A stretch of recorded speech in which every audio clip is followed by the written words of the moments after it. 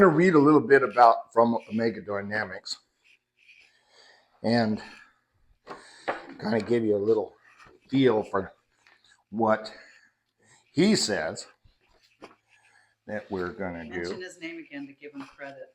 Jamie Walden. He's my man. Okay. He and I were both military. We're both firefighters, except he was a cop too. Yeah. You got to wear the guns. So, but my son's a cop. Sissy vacation. The earth and its inhabitants sit poised on a precipice of a military engagement that has never been seen before, nor shall ever be seen again. That's how his introduction starts. And I agree. It does give you a different way to think about it when you focus on that part, that it is this spiritual thing that we're all on this tying it in. Yeah. Fighting this war, right? God called us to fight it, gave us these tools. Now, how do we use them? How do we apply them? So this book will help us a little bit. Jamie says, we are given charge by our holy commander-in-chief to be bold, steadfast, fixated, and prepared for action. We are to be mighty conquerors on the offensive, who operate from a rich intimacy and knowing of our commander-in-chief, under whose banner we fight. Good words. No doubt about it. We are at war. Okay, I'm going to read a part right this. So first he reads Ephesians 1, 17 to 22. This is my hope and prayer.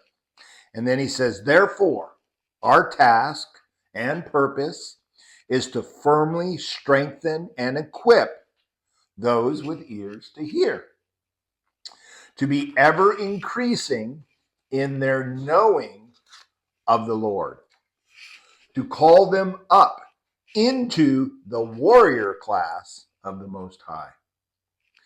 This does not flow from emotional sensationalism or elitist dogmatism, but rather a constant exaltation of the standard, which is a flag, of Jesus Christ that has been unfurled against his enemies and unto whose victory we are commanded to fight.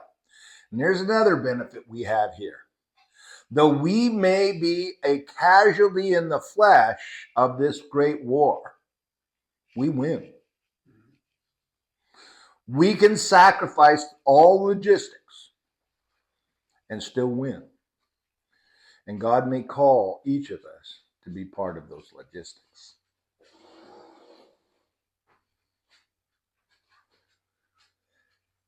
Amidst the clamor of assembling battle formations, the invigorating charge of the Lord can be heard. Make ready, my people. Solidify yourselves in me. Be strong and courageous, and gird up your loins. As I overcame, you too shall overcome. You are victorious because I am victorious. Stand firm, endure to the end, move with a violence of action in this generation. Purify your camps and prepare your minds for exploits. I am coming soon.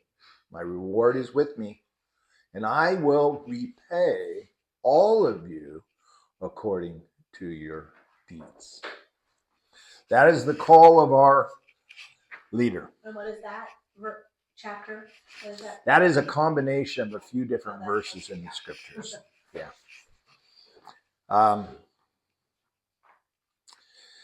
The first endeavor taken prior to any combat engagement is the thorough assessment of both the menacing threat, the demanding action, that would be Satan and his plan, as well as our own personal readiness to undertake action against the enemy.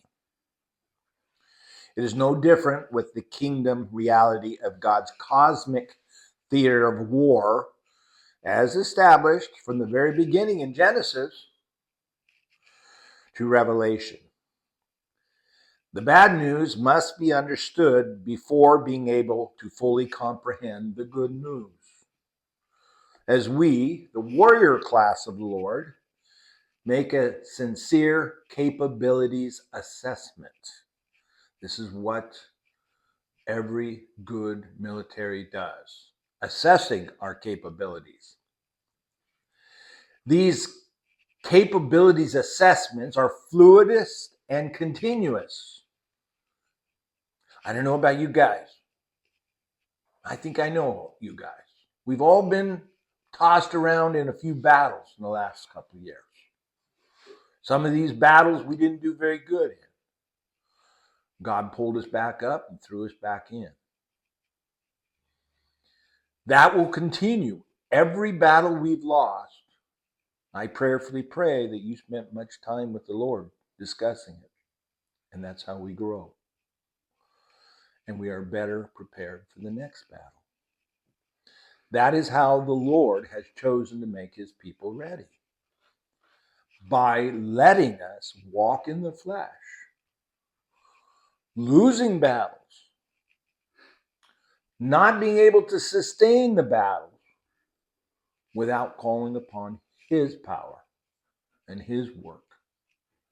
That is how we grow stronger. What is that old thing Paul told us in Romans?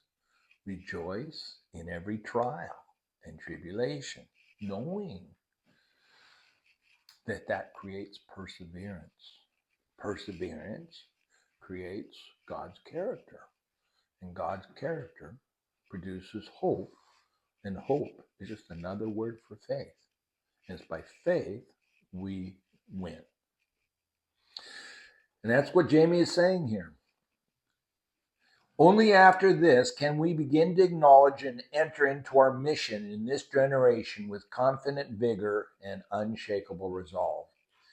It is an imperative to clearly identify the enemy in all its varying capabilities and competencies. Did I say that right? In a combat zone. This is equally true for those of us who are engaged in the most spiritual of battles of the most age. We are in that battle at this time. So,